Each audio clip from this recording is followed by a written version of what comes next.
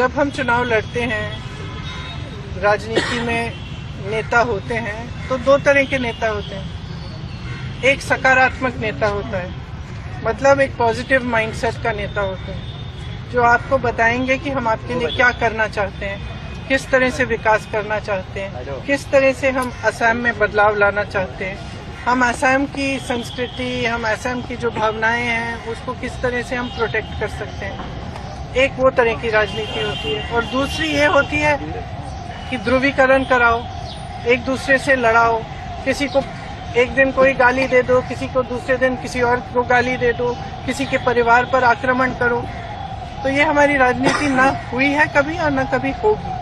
और जिस तरह से गौरव जी और उनके परिवार पर आक्रमण हो रहा है, एक तरह से मुझे लगता है कि भारतीय राजनीति में और प्रदेश असम की राजनीति में एक मिसाल होना चाहिए कि ऐसी राजनीति गलत राजनीति है।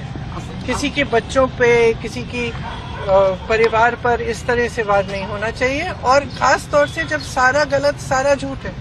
और मेरे ख्याल से असम की जनता जानती है इन पे वार हो क्यों रहा है। वार इसलिए हो रहा है क्योंकि इनसे वो घबरा रहे हैं, क्योंकि वो घबरा रहे हैं ये देख के कि ये जो है एक सभ्य इंसान है, ये एक सकारात्मक इंसान है, ये एक दूसरी तरह की राजनीति लाना चाहते हैं जो एक्चुअली सच्चाई में असम की असली भावना है।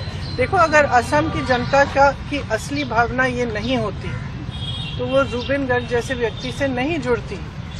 जुबिन गर्ग जी ने हमेशा एकता की बात की, हमेशा प्यार की बात की, प्रेम की बात की, तो वो तो कोई भावना होगी ना जनता के दिल में। तो मेरे ख्याल से जनता भी इसको देख के कुछ हद तक ठीक है सुन लेगी, लेकिन उनको किसी को ये पसंद नहीं आएगी ये बात कि इस तरह की गलत बातें किसी के बारे में की जा रही हैं।